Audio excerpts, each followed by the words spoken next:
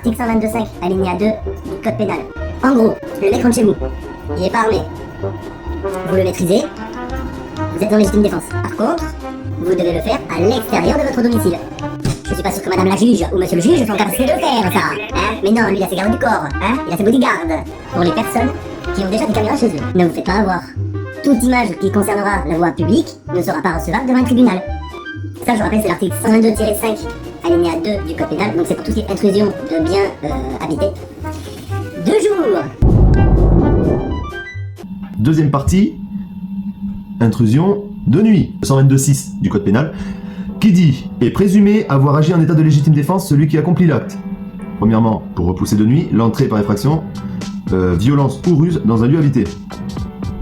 Ou pour se défendre contre les auteurs de vol ou de pillage exécutés avec violence. Traduction de tout ce baratin. Le mec rentre de nuit chez toi, d'accord? Il a les mains vides, il veut faire un cambri, tu lui mets une tarte dans la tronche et tu le maintiens au sol, t'appelles les forces de l'ordre. Ça va être à celui qui s'est introduit chez toi de prouver que toi tu n'étais pas en légitime défense. Il va devoir prouver que tu l'as agressé. C'est ça la particularité, c'est qu'une fois que c'est de nuit, vous, on considère déjà que vous êtes en légitime défense. Attention, si le mec vient les mains vides, vous défendez pas avec un manche à balai, une ceinture ou un poing américain ou un truc comme ça. Parce que c'est pas proportionnel, hein. La légitime défense reste de mise.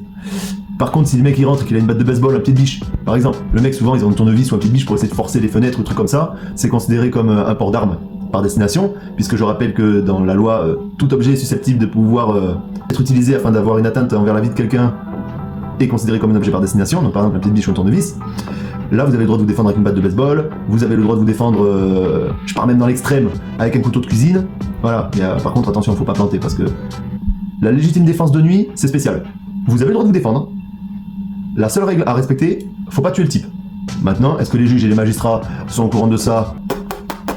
Je sais pas, mais de toute façon, on sait qu'ils feront leur boulot. Depuis quelques années, ils font un boulot comme ça. Donc voilà, si je dois résumer en gros toute la vidéo, pour bien que ce soit clair. En journée, c'est le 122.5, alinéa 2. C'est-à-dire que vous devez prouver que vous êtes en légitime défense. Légitime défense avec proportionnalité, tout tralala. De nuit... Attention, si c'est le rouge, orangé, machin, c'est pas la nuit ça, hein. Ça c'est encore 122.5-2. Là, on parle de la nuit, donc nuit noire, 122.6. Vous pouvez vous défendre, avec proportionnellement toujours, mais c'est pas à vous de prouver que vous êtes en légitime défense. On considère que vous êtes déjà en légitime défense. Gardez quand même des caméras chez vous, ça peut toujours servir. Avis personnel, quand vous êtes chez vous, même si c'est de nuit, qu'il y a un cambrioleur, vous avez votre femme ou votre mari, vos enfants, ou pas, le chien, je sais pas. Prenez pas de risque à vous interposer à essayer d'apprendre le voleur, hein. Sauvez votre vie avant, hein. Allez pas risquer de prendre un coup de tournevis ou un truc comme ça à la con pour sauver du bien matériel, même si c'est des bijoux, même si c'est des bijoux de famille, je peux comprendre qu'il y a des souvenirs et tout. Après, est-ce que votre vie vaut vraiment 300 balles? Si vous savez que vos proches sont à l'abri, en vrai, prenez pas de risque.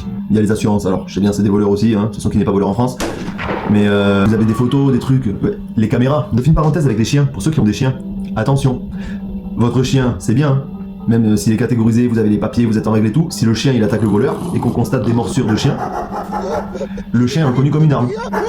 Donc si le mec il a les mains vides, et là c'est vous qui allez être emmerdé. Et le chien, il couse. Le truc à faire aussi, c'est d'appeler de suite les forces de l'ordre. Avant de faire quoi que ce soit, vous appelez les forces de l'ordre, d'accord? Cachez-vous. Vous restez planqué, vous vous enfermez quelque part, vous appelez. Voilà. Et s'il y a un proche à vous qui est en danger, là vous pouvez intervenir, mais le plus important c'est que les forces de l'ordre soient au courant. On espère que cette vidéo vous aura plu. Pensez à surveiller vos angles. Salut, d'année.